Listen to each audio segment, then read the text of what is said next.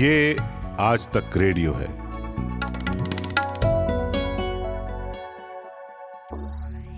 ज्ञान ध्यान।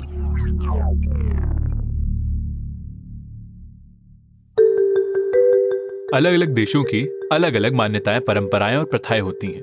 उनका रहन सहन और जीवन जीने का तरीका भी बाकी देशों से काफी अलग होता है।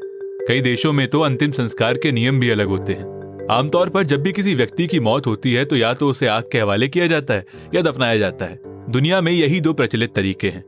हालांकि एक देश ऐसा भी है जहां के पहाड़ी इलाकों में रहने वाले लोग मरने वाले लोगों का अंतिम संस्कार नहीं करते।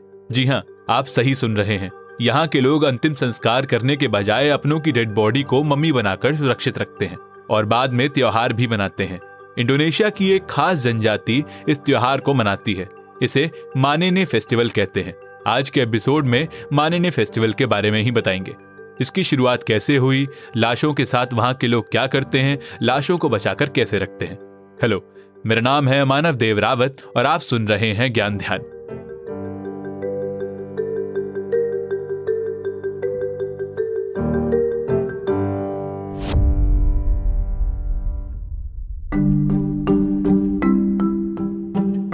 शुरुआत एक कहानी से करते हैं। इंडोनेशिया में एक गांव है बरप्पू नाम का।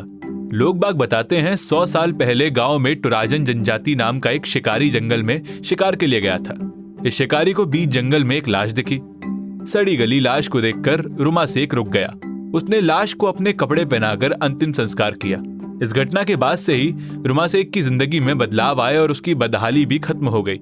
इसके बाद से ही टोराजन जनजाति के लोगों में अपने पूर्वजों की लाश को सजाने की प्रथा शुरू हो गई। मान्यता है कि लाश की देखभाल करने पर पूर्वजों की आत्माएं आशीर्वाद देती हैं। इस त्योहार को मनाने की शुरुआत किसी के मरने के बाद ही हो जाती है। परिजन की मौत हो जाने पर उन्हें एक ही दिन में ना दफनाकर कई दिनों तक उत्सव मनाया जाता है।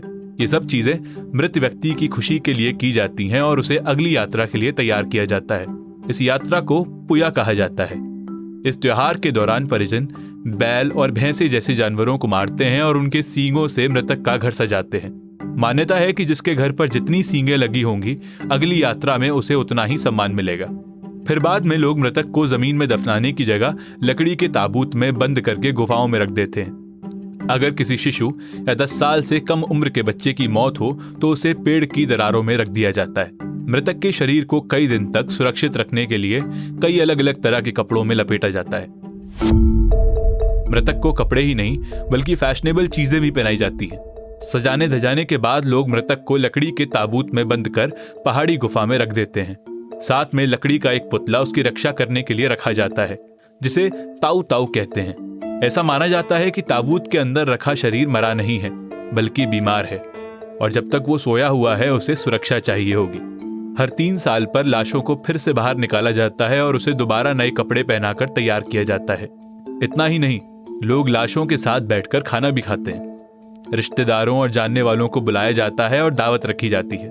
लाशों से उतरे हुए कपड़ों को परिजन पहन भी लेते हैं। युवा लोग अपने पूर्वजों से मिलते हैं और उनकी डेड बॉडी के साथ सेल्फी लेते हैं। जब अनुष्ठान पूरा हो जाता है तो शव को वापस ताबूत में रख दिया जाता है। अनुष्ठान की ये प्रथा यहाँ सदियों से चली आ रही है।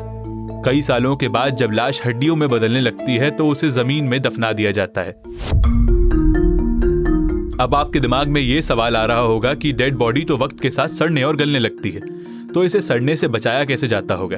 दरअसल डेड बॉडी को सड़ने से बचाने के लिए यहाँ के लोग उनकी त्वचा पर फॉर्मल्डिहाइड और पानी की कोटिंग लगाते हैं। हालांकि जहां तक सवाल मृत शरीर से बदबू आने का है तो इसका भी जुगाड़ उन्होंने खोज रखा है। बदबू ना आए इसके लिए यहाँ के लोग मृत शरीर के पास सूखे पौधे रखते हैं। तो राजा जनजाति के लोगों को बहुत छोटी उम्र से ही डेथ को फेस करने के लिए तैयार कर दिया जाता है। घर के लोग डेड बॉडी को रोजाना खाना खिलाते हैं और उन्हें घर के एक कमरे में तब तक सुरक्षित रखते हैं जब तक अंतिम संस्कार के लिए उनके पास पैसे इकट्ठे ना हो। जब अंतिम संस्कार का वक्त आता है तो लोग डेड बॉडी को पत्थर की कब्र में दफनाते हैं। आज के एपिसोड में बस इतना ही। आपको हमारा एपिसोड कैसा लगा बताइएगा जरूर। स्पॉटिफाई या एप्पल पॉडकास्ट पर सुन रहे हैं तो रेटिंग जरूर दें। कुछ लिखना चाहते हो तो radio@aajtak.com पता है हमारा। आज के एपिसोड के लिए कुंदन ने रिसर्च किया है। साउंड मिक्सिंग है कपिल देव सिंह की। आप सुन रहे थे मानव देव रावत को। मिलते हैं किसी और पॉडकास्ट में।